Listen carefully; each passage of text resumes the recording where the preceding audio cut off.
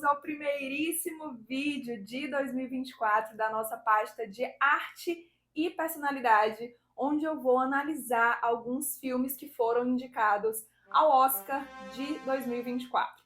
Lembrando que aqui eu não trago nenhuma análise técnica profissional, então eu vou trazer só algumas reflexões acerca da dinâmica da vida, sem ter roteirizado essa análise através de uma análise prévia, tá? Então, se você apoia essa nova era da comunidade Biografia de Sentido, já deixa sua curtida aqui nesse vídeo, já se inscreve no meu canal e se quiser me acompanhar mais, vai lá no Instagram que eu tô todo dia postando informações por lá também, @tenobre. Então é claro que eu trouxe aqui meu roteirinho para não esquecer de passar nenhuma informação para vocês, que eu quero que vocês reflitam acerca desse filme.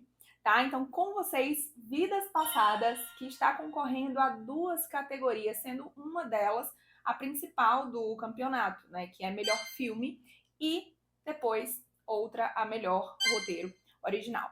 Tá? Então, esse filme ele foi dirigido por Celine Song e, de alguma forma, pelo que eu li ali da vida dela, ele retrata um pouco o que ela passou em sua vida e como ela costuma analisar as relações. Ele é um filme que fala de Nora e Hae-sun, que são 2 crianças que se conheceram ali no colégio, tiveram aquele carinho genuíno um pelo outro, conviveram bastante, mas que precisaram se separar pelos motivos da vida, que eu vou falar mais aqui para vocês.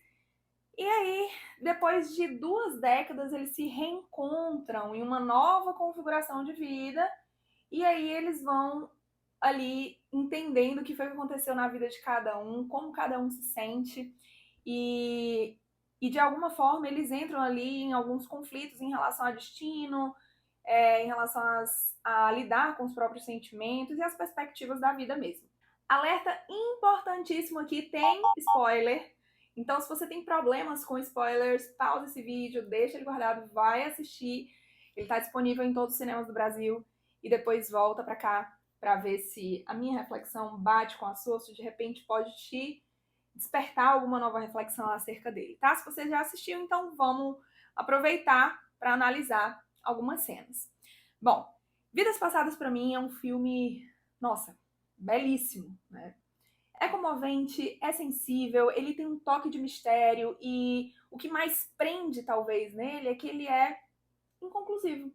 Sobretudo pelo fato de que ele é formado por blocos de pensamentos de 2 universos emocionais diferentes, de 2 pessoas, né, que são os 2 protagonistas, mas que de alguma forma eles não conversam, não tem diálogo, né? E se não tem diálogo, não tem como ter uma conexão direta, é tudo ali passando pelo indireto, né? Então fica essa dúvida no ar durante o filme todo, que para mim, pelo menos, é um dos fatores que pode ser um potencial para prender o telespectador. De alguma forma, a gente fica tentando calcular durante o filme o que seria mais feliz para a história do filme, né? Então a gente vai tentando acompanhar e quando acha que tá entendendo alguma coisa, essa coisa não se conclui e aí você fica, nossa, mas será?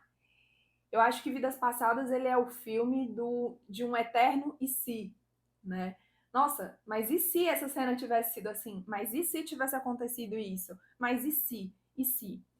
E a gente sabe que o e se ele não é um bom terreno para se viver, né? Que é o terreno da dúvida. Bom, então eu vou dividir aqui em algumas partes, vou tentar analisar algumas cenas que eu separei para vocês, e aí a gente vai construindo todo um raciocínio em cima do filme, tá? Mas de antemão eu já digo que é um filme assim muito sensível mesmo em relação às emoções, a lidar com as próprias emoções. Então, se você estiver de coração aberto, você com certeza vai conseguir extrair, né, uma reflexão bonita dele. O filme ele mostra a convivência ali de 2 crianças, ali na fase escolar, né? Então, vamos partir do princípio de que criança ela tem muito esse simbolismo da ingenuidade, né? No sentido de a criança, ela tem ali o mundo dos afetos dela dominante ali naquele momento. Ou seja, quando ela passa por uma experiência, quando ela passa por uma nova circunstância, ela tá preocupada ali se aquilo tá trazendo bem-estar para ela, se aquilo tá ali prazeroso, se tá legal, enfim. E esquece um pouco da razão, né? Ela não conhece muita razão nesse momento. Ou seja, é um momento em que a razão ela não é bem estabelecida, né?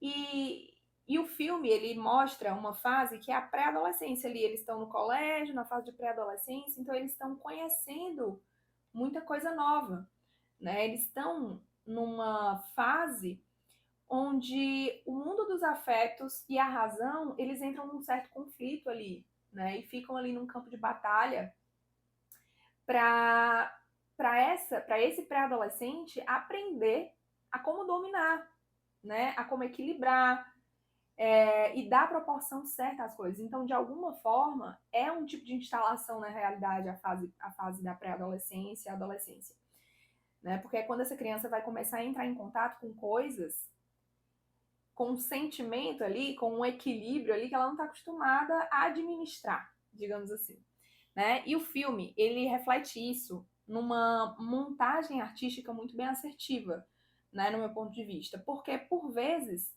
ele coloca uma imagem que é dual, né, como a vida, né, e representada ali por dois caminhos. Eles sempre voltam para casa juntos, e aí chega a determinado ponto em que eles precisam se separar, porque enfim, cada um segue o seu caminho, né? Então eles estão ali onde um caminho, que é o da garota, né, é uma escadaria ali, ela vai lá e sobe lá para o rumo dela, e ele continua ali no caminho dele, né? E isso conversa perfeitamente com o roteiro da garota, né? Que é uma garota ali que já está se descobrindo ambiciosa em relação às suas vontades diante da sua vida, diante da sua carreira, de quem ela quer se tornar e, sobretudo, das suas prioridades. Fica bem escancarado quando ela fica triste pelo fato de ser sempre a maior ali das notas da sala, né? Então ela é sempre a melhor aluna ou a que tira notas melhores, e de repente ela vê que o seu colega ele foi melhor na prova do que ela, né, em determinada prova. E aí ela aquilo é o suficiente para desestabilizá-la em um certo nível, a ponto dela ficar meio agressiva ali naquele momento, né? E ele fica meio surpreso, assim, ele até chama, ah, não sou psicopata, foi só uma nota, você vai melhor em todas. De alguma forma, essa nota dele não teve assim, um impacto tão positivo quanto poderia ter sido para ele, por quê? Porque ele não deu, né, a importância para essa nota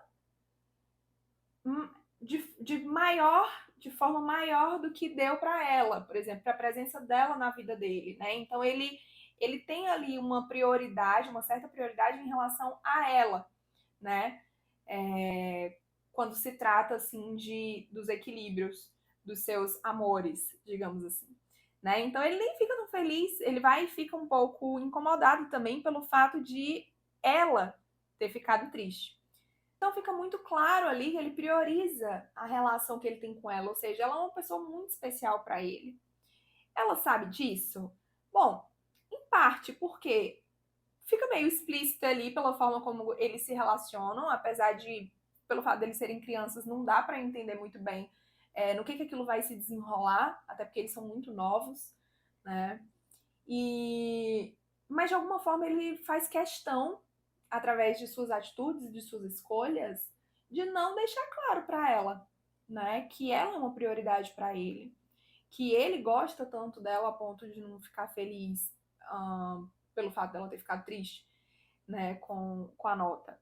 Então, existe uma falta por parte dele de dialogar com ela, de se expressar para ela, né? Então ele já tem uma trava ali. Isso é uma característica do personagem, né? Então muita coisa deixa de ser dita. E mesmo que exista intimidade entre eles, porque ali existe uma intimidade genuína, entre eles. A gente sabe que existe intimidade genuína entre duas pessoas, por exemplo, quando o silêncio ele não é um incômodo, né? Então você consegue ficar na presença daquela pessoa, você consegue repousar na presença daquela pessoa sem se incomodar com nenhum tipo de silêncio. Então, o olhar daquela pessoa sobre você te acalma de alguma forma, te deixa em paz. E é exatamente isso que acontece com eles, porque a relação deles é marcada por em muitos cenários pelo silêncio. Mas não um silêncio estranho, constrangedor. É um silêncio de paz, entende? Então a gente sabe ali que existe uma conexão verdadeira entre eles quando a gente para pensar nisso. Então essa relação deles, que é marcada por essa intimidade, né, não é marcada só pela intimidade em si, né, apesar de muito novos, como é marcada também por esse conflito de vida mesmo que todo mundo passa em relação a equilibrar o mundo dos afetos e as razões, né? Ela está descobrindo uma ambição dentro dela em relação à carreira profissional ali naquele momento. Ela sonha em ser uma pessoa que ganha prêmios, enquanto ele talvez pense numa vida fluida, né, ali que ele vai seguindo a vida de forma mais passiva, digamos assim, diante das circunstâncias, e ele começa a valorizar mais que ela, por exemplo, os afetos, né, então os sentimentos dele. Apesar de que existe uma trava ali na fala dele para ela, né, então não existe diálogo, e que de alguma forma isso pode ser uma extensão ali de como ele age na vida, né, na vida dele. E o filme vai deixar claro depois como isso se desdobra em relação à vida de cada um, né, das duas pessoas. Então, a família dela, né, ela tem pais que são do meio artístico e ali eles querem se mudar para uma cidade maior, né, eles querem imigrar para os Estados Unidos para ter mais chances, né, em termos profissionais. E ela super se anima porque o sonho dela é ser reconhecida, né, pelo trabalho, etc e tal. Então eles vão embora. Só que antes tem uma cena, porque ela fala para a mãe dela, né, que gosta muito dele, que provavelmente ela casaria com ele. Então essa cena também ela é bem interessante porque ela reconhece uma tendência natural, né? Todo mundo que está inserido numa circunstância tende a alguma coisa, né? Agora, a diferença, né, entre alguém que consegue mudar de circunstância, consegue sair, consegue melhorar sua circunstância é exatamente essa, o reconhecimento. Porque tem gente que realmente não reconhece, né? Que existe uma tendência, mas que ela pode ser mudada. Ela não determina, ela não é determinante. Esse é um grande erro de muitas pessoas que se determinam suas vidas, seus destinos, por causa de uma circunstância atual, né? Que representa só uma parcela, uma parte da vida. Então ela fala para a mãe dela: olha, provavelmente, né, eu me casaria com ele. Teria tudo para dar certo. Mas será? O e se, né? E se? Bom, e então existe uma cena antes deles irem embora, né? Que eles aproveitam ali o momento e as duas mães, né, a mãe dela e a mãe dele conversam entre si e aí a mãe dele diz assim: nossa, mas eles se dão tão bem e vocês vão embora, né? Então isso reflete muito a o padrão de pensamento, né, em relação à vida. Nossa, mas, né, se tá tudo ok aqui, por que mudar as coisas, né? Por que, por que tentar outra coisa? Não é arriscado? E essa fala, inclusive, ela pode ser interpretada, por exemplo, como algo que refletiu no comportamento dele. entende? Afinal de contas, é o núcleo original dele que está passando ali aquela sensação, né, de que não precisa fazer nada diferente se tá tudo ok, né? Então, é exatamente assim que o personagem dele age, né, diante da vida. Bom, diferente da mãe dela, que já traz uma outra perspectiva, né? Uma perspectiva de contraponto aí, onde ela fala: bom, sempre que deixamos algo, também ganhamos algo. Então o filme ele bate nessa tecla de novo das escolhas, né? Dos caminhos e das perspectivas a partir, né, de uma possibilidade de mudança. Eu achei esse diálogo das mães super interessante, se quisermos extrair, por exemplo, um significado maior acerca das escolhas da vida, né, das decisões. Por quê? Porque dá para perceber que a falta, né, de um motor ali de segurança, né, ou seja, uma pessoa que ela acolhe a insegurança para a vida dela, que não sabe lidar com as incertezas da vida, que não sabe equilibrar o peso, que não sabe dar a proporção das incertezas com os impactos reais na vida dela, é uma pessoa que está fadada a viver na dúvida, né? Enquanto uma pessoa que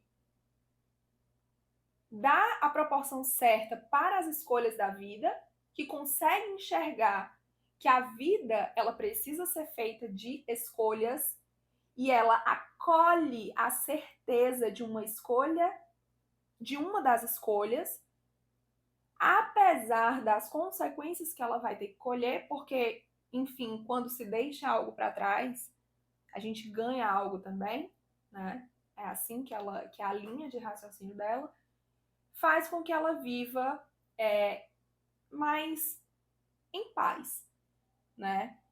E a gente consegue perceber que isso faz muito sentido. Por quê? Porque não se vive na dúvida. O coração humano, ele não foi feito para viver na dúvida. Quem acolhe dúvida, acolhe também a paralisia, né? Então, o coração humano, ele só se torna terra fértil quando a gente assume escolhas, quando a gente não dá espaço para dúvidas, né? Só assim a vida consegue caminhar, de fato, né? Ainda que pequenos passos, se for o caso. Então tudo bem, o tempo passou, ela foi viver a vida dela, né? Ela foi buscar as ambições profissionais que ela tinha, ele foi viver a vida da forma que ele achava melhor, e claro, sempre acolhendo a dúvida, né? Então ele nunca esqueceu dela, ele pesquisava por ela na internet, né, para tentar encontrar, mas como ela mudou inclusive de nome, né, para ficar mais American Girl, assim, ele não encontrava. Até que ela lembrou dele, procurou por ele, e eles acabam se reencontrando via ali digital, né? E, e de alguma forma é aquela relação de que pode passar o tempo que for, mas não muda, sabe? Então eles conseguem restabelecer a mesma conexão, que não tem diferença nem pro bem e nem pro mal. Então, assim, eles continuam com a mesma falta de diálogo, eles continuam com o mesmo silêncio, nada constrangedor, né? Apesar das diferenças de horário, né, dos fusos, de uma cidade para outra, eles ficam ali ligados na internet via FaceTime, e independente se tá dormindo, se tá comendo, se tá trabalhando, eles deixam o celular ligado e ficam em silêncio ali na presença um do outro, né? Repousando na presença do outro. Ou seja, eles têm uma versão 2.0 ali da relação deles. Eles estabelecem a mesma relação, eles passam um tempo desse jeito. Só que a falta de diálogo, ela traz as mesmas dúvidas, né? Ela inclusive pergunta para ele, você viria para cá, né? Porque ela não está disposta a abrir mão da vida que ela construiu lá, né? Das oportunidades que ela tem lá, profissionais, para ir viver com ele, né? E ele diz, bom, eu tenho coisas para resolver aqui, né? Mas em nenhum momento fica explícito dos dois a vontade de entender esse final, né, dessa relação, onde essa relação daria. Então eles continuam vivendo no e se. Bom, então a gente consegue ver claramente, mesmo adultos, um desequilíbrio aí entre esse mundo dos afetos e a razão, né, por parte dos dois. Os dois, nenhum dos dois conseguem equilibrar ali de fato para levar essa relação para frente, para sair do e si e tentar de fato alguma coisa. Sendo que é impossível, eles se separam de novo. Ok. E cada um vive a sua vida, né, da forma que acha melhor. Só que aí, 2 décadas depois, eles ele decide fazer algo a respeito, né? E não sei, talvez como uma espécie ali de despertar para a vida. E ele compra passagem para Nova York, arrisca tudo lá e vai, né? Inclusive, eu coloquei aqui, corta para elogio em atuação dele. A atuação do ator, né, ao chegar em Nova York, ela é muito boa.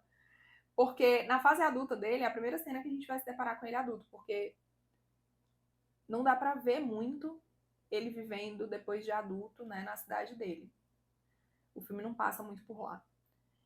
E aí ele conseguiu passar exatamente o que o roteiro, eu acho que pede, sabe? Que é aquele rapaz ali com uma postura completamente insegura, introspectiva, meio perdida, né? A postura dele entrega uma desorientação em relação à circunstância, ao espaço, que nada mais é reflexo do que ele deve sentir dentro de si, né? Eu achei genial isso, porque assim, eu falei que o filme tem várias montagens artísticas legais, né? Eu ainda vou comentar aqui de algumas, mas essa é outra, né? A primeira que eu comentei foram dos caminhos, e essa é a segunda, que você vai ver que ele fica com as mãos assim no bolso, com o ombro caído, enquanto tem uma cidade, uma das maiores cidades dos Estados Unidos,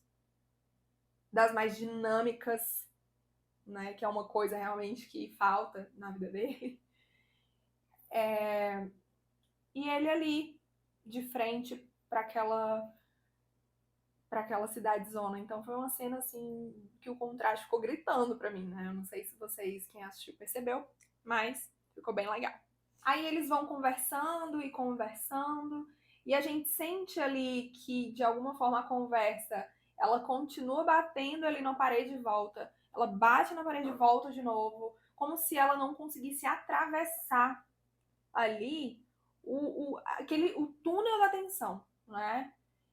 Tem uma tensão ali entre eles que é justamente esse sentimento reprimido, essas emoções reprimidas que não deixa a coisa fluir, né? E o mais curioso é que eles gravaram essa cena de frente para um rio, né? Um rio, né? De água fluida, né? Uma coisa assim extremamente simbólica. E sem falar que essa cena também é uma cena completamente cinza, né? Ela é uma cena fria. Ela traz esses dois elementos, né? Tanto da cor, é uma cena completamente cinza, como traz a água para representar, talvez, esse frio, né? Essa coisa meio. Entende? E aí eles não conseguem dar esse fluxo à conversa. Até que ele começa a se abrir emocionalmente. E finalmente é quando essa tensão ela começa a pacificar, né? Ela começa a desenrolar, a desembocar numa coisa, num resultado, numa evolução, digamos assim. E aí, bum, a hora H. Finalmente ela pergunta: por que você me procurou? Então ela busca entender, ela busca esse equilíbrio entre a razão e o mundo dos afetos, né, que eu falei anteriormente para vocês. E ele responde: eu só queria te ver mais uma vez. Ele finalmente é sincero com ela, né? Mas a resposta dele deixa a entender, para quem tá assistindo ali, uma repetição, uma nova repetição de ciclo, né? Ou seja, eles tiveram o ciclo infantil, ela foi embora e eles ficaram sem se ver. Eles tiveram o ciclo onde se reencontraram na era digital, mas eles decidiram não se falar mais. E ele não aguenta, ele vai atrás de viver o ciclo mais uma vez. Então existe aí uma repetição de padrão. E o mais interessante é que essa cena, ela acontece com um carrossel atrás. Eu achei isso genial, extremamente simbólico, não sei se é coisa da minha cabeça, mas um carrossel que fica girando e girando e girando. Só que dessa vez, né, o carrossel, ele é o único elemento colorido da cena. De várias cenas que vinham totalmente cinzas, né? Então ele é o único elemento colorido que foi colocado justamente no momento em que eles decidiram se abrir um para o outro, onde eles decidiram usar a honestidade ali emocional, entende? Então eu achei muito simbólico isso, e por isso para mim é o clímax do filme, porque é finalmente onde essa barreira ela é quebrada. Apesar de ser um ciclo, eles conseguem evoluir. Onde existe verdade, existe luz, né? Existe cor.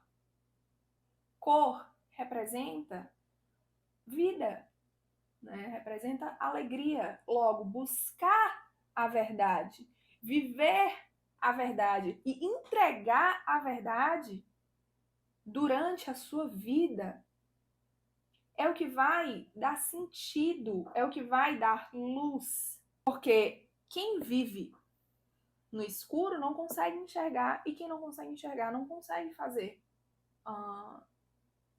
algo bem feito, digamos assim. Não consegue se sentir bem orientado para onde ir. Entende? Então existe ali, na escuridão, existe uma certa morte do espírito, né? Que é exatamente o que a relação deles ficou fadada a, a ser, né? Enquanto eles não decidiram, enfim, ser honestos um com o outro.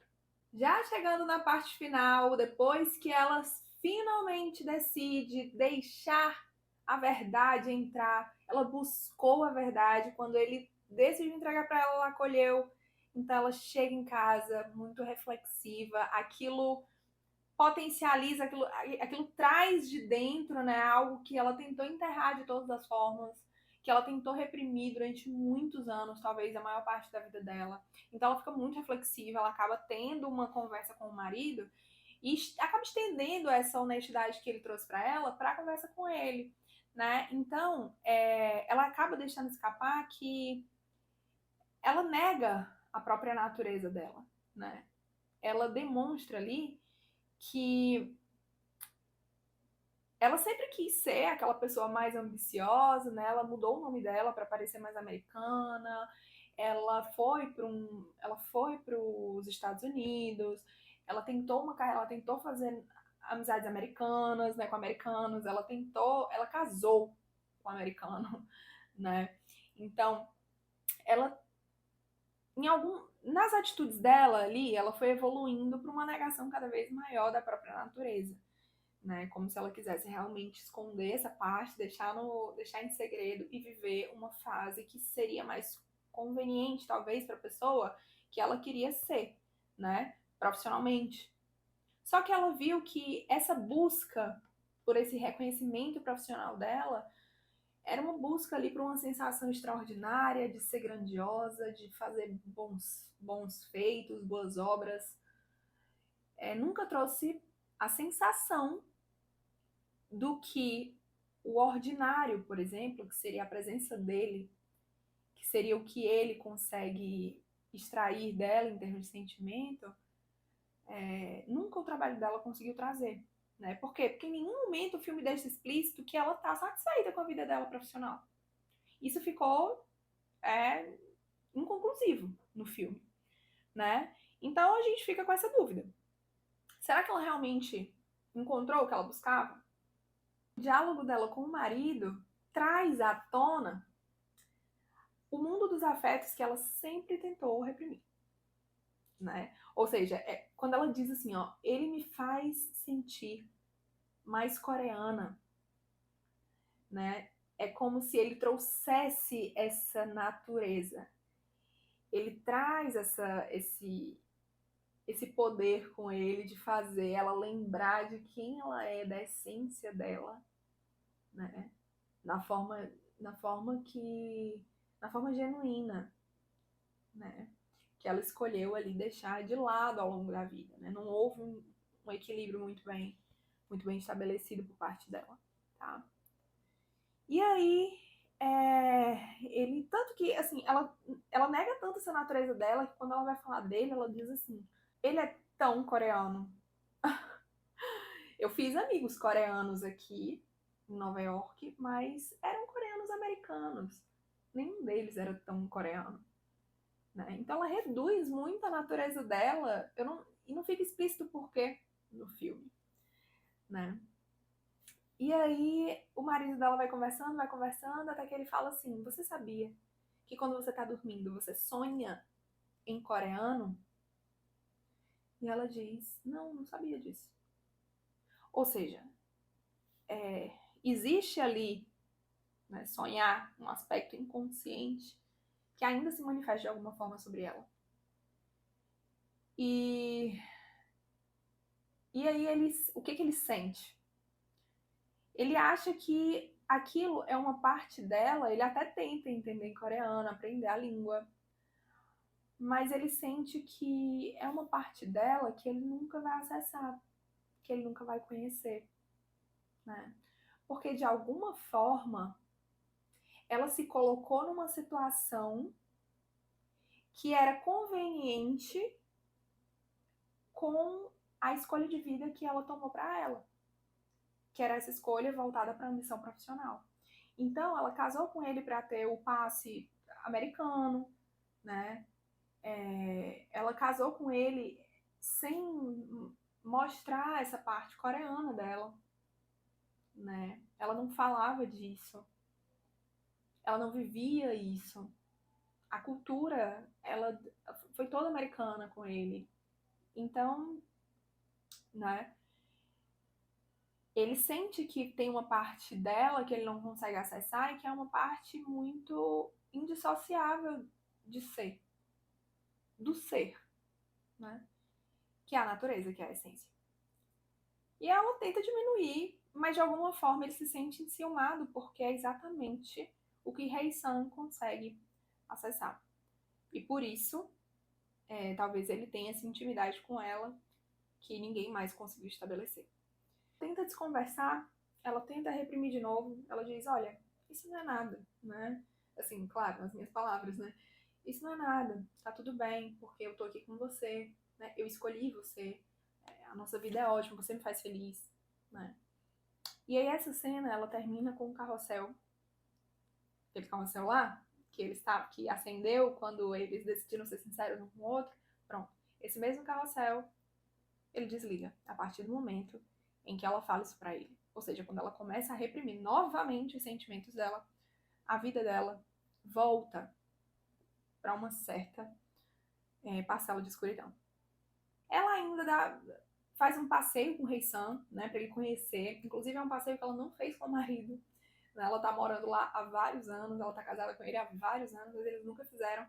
Que é um passeio de barco, né, onde eles vão passar ali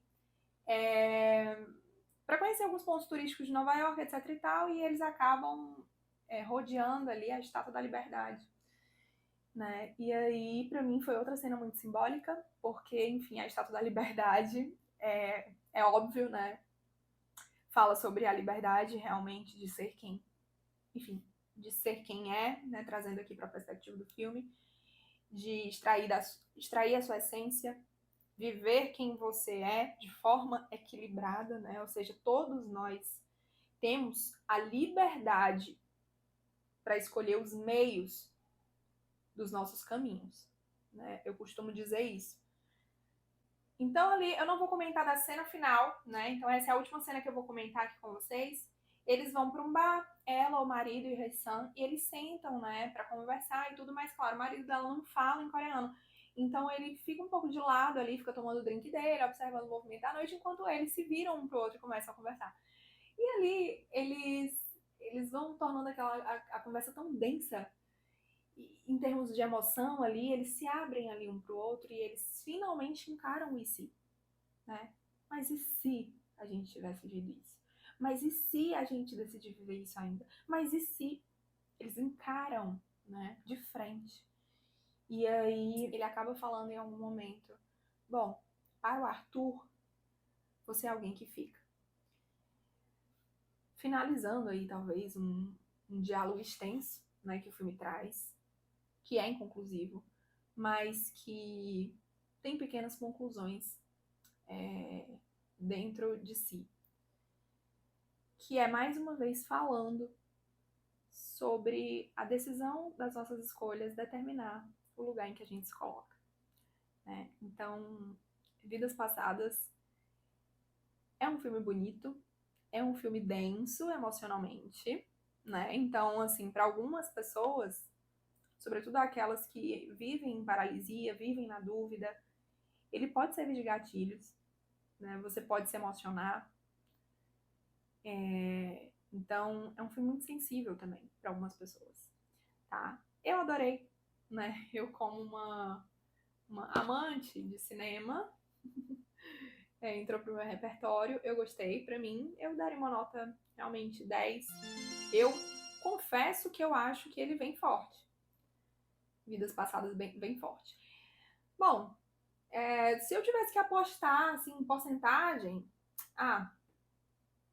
eu deixaria em 80% de chance, né? Eu ainda não finalizei todos os filmes hoje. Hoje nós estamos no dia 13 de fevereiro. Não finalizei todos os filmes. Mas eu diria que ele tem 80% de chance de levar. É. Então, essa foi a análise do filme Vidas Passadas. O Oscar acontecerá no dia 10 de março de 2024. E até lá, eu vou colocar algumas outras análises sobre outros filmes. Deixe aqui nos comentários o que você achou dessa análise, se tem algum filme que você quer que seja analisado. Até o próximo vídeo. Cheirinho!